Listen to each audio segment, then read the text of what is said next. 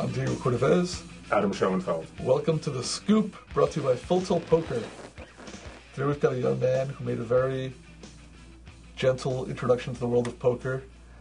At age 21, he just won 2 bracelets, and he was chip leader in 2 other tournaments and finished in the top. He finished in the top 3 in 4 events, including 2 wins at the World Series of Poker. Yeah, nothing. But this guy's part of a disturbing trend, which we've talked about, which is these young punks come in and they're super smart. Right. They know what they're doing. They know how to handle themselves. I don't like that. See, it used to be in my day, this is back when I was playing with Lakeside Louie and Sam Moon and these guys. Bobby Brazil. If a 21-year-old guy showed up and won like $1 million or $1.5 million, whatever it was, in 2 weeks, he'd spend it all on hookers and the pit.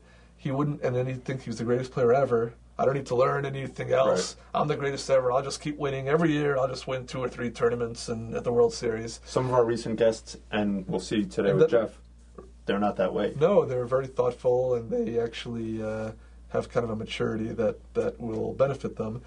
But all joking aside, a lot of guys in the old days did come out strong and then not always maintain it. They didn't really think things through. So good guest to have.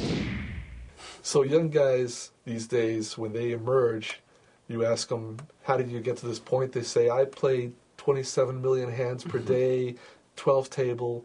But when you made your big splash at the World Series, I thought I read that you'd said that you'd really systematically studied books and prepared. And is that accurate? Or yeah, I mean, I think a lot of guys talk about like how many hands you play, and they think that transfers to just like, I played this many hands, this is how good I am. Mm-hmm. But for me, it was more like, learning the game and like, studying different concepts. And then it's not even about how many hands you play, it's just about understanding situations and kind of being able to use like that knowledge you like learn from books or whatever, even watching on TV. And, and I played more live too. And I think live experience is really important especially if you're playing live tournaments, obviously. So.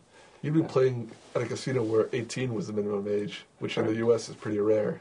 So it might have given you an edge in terms of live tournaments. Yeah, definitely. I mean, a lot of people don't live in areas where there's like an Indian casino nearby, so I kind of took advantage of that.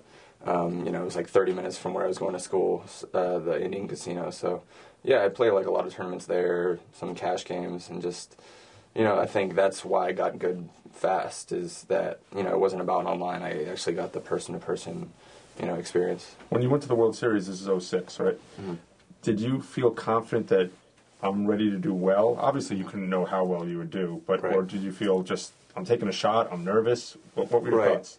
I mean, I've been doing really good, like, with my friends, home games, whatever, so you have that confidence that, you're one of the best in your little environment, so you don't have the perspective of, like, oh, there's so many good pros. Like, I knew there was good players, and, I was a little nervous, but I really did so well because I was coming in with confidence and I had nothing, there's no expectations. I had never done anything in the poker world.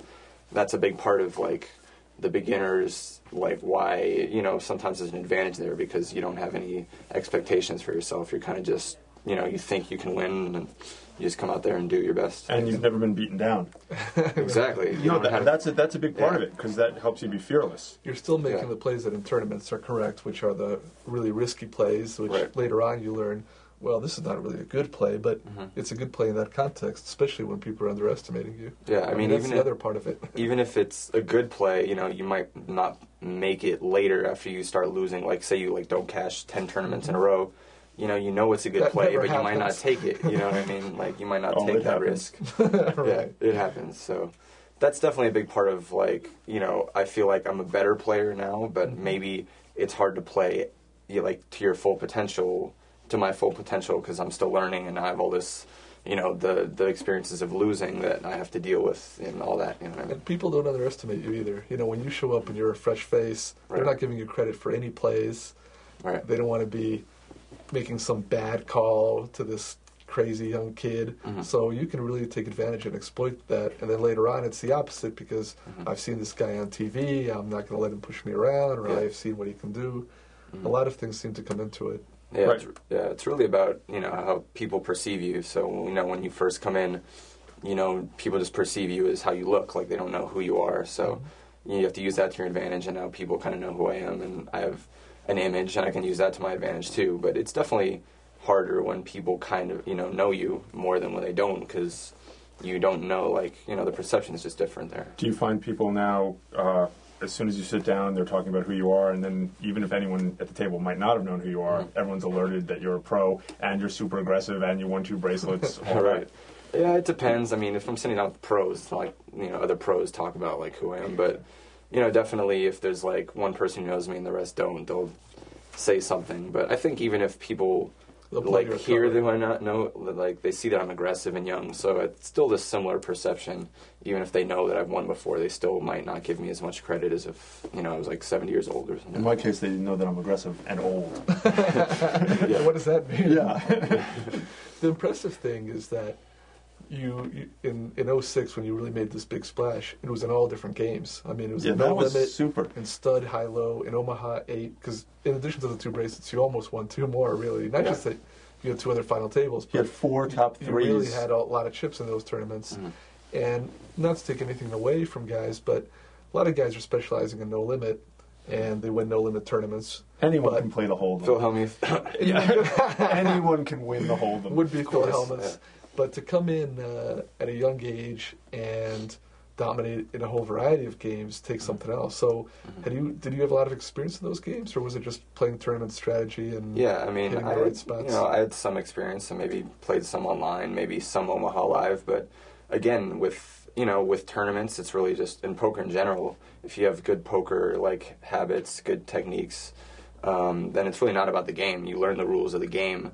That's a short process. It's really just learning, like Omaha, it's slightly different. You play for scooping the pot. Aggression is still important in some cases, but it's really just learning the concepts. You know what I mean? And the fact that some people, like a lot of people, just focus on a Hold'em is kind of, it's not. You're not a true poker player unless you really understand poker in general, not just a 2-card game. So. Well, it's bad for them and for poker because it limits you, and we've seen this phenomenon online already, where a lot of the good No Limit action dries up. Some guys specialize not only in Hold'em, but in No Limit Hold'em, but in Heads Up No Limit Hold'em, and the action's really drying up in that. So if you can play all the games, you can jump in and find much better spots. And of course, for poker in general, it creates a lot more action when people are willing to play something else other than specialty. Was one of your scores in that 10-day period PL 08 or just straight Limit 08? Limit.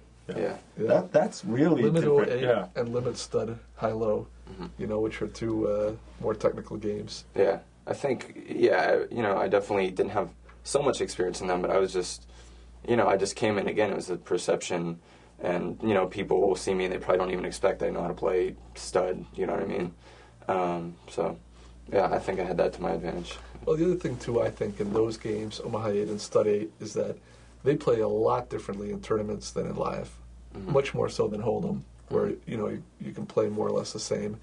And a lot of people who sign up for those tournaments are still playing live game strategy, which can really be exploited if you're playing more aggressively and playing a tournament style. So those are games that it's hard to jump in and be a great player right away, but you can definitely win tournaments by beating cash game players who have adjusted. It's like, have you ever heard this? People will say about Chris Ferguson that he's bad at all the games, but he just knows how to play tournaments. and there's something, of course, I don't think he's bad at all the games. In fact, I think he's good at all of them, but he's not as good at Omaha 8 as some of these Omaha 8 specialists, but he knows how to play tournaments better than almost anyone. Yeah. So, And especially those games also change so much shorthanded, and a lot of guys that play those games live are always playing at a full table or close to full table, and all of a sudden they're playing 3-handed Omaha 8 or Stud 8, which is a whole different game. I mean, a whole different game, even more so than other games. Yeah.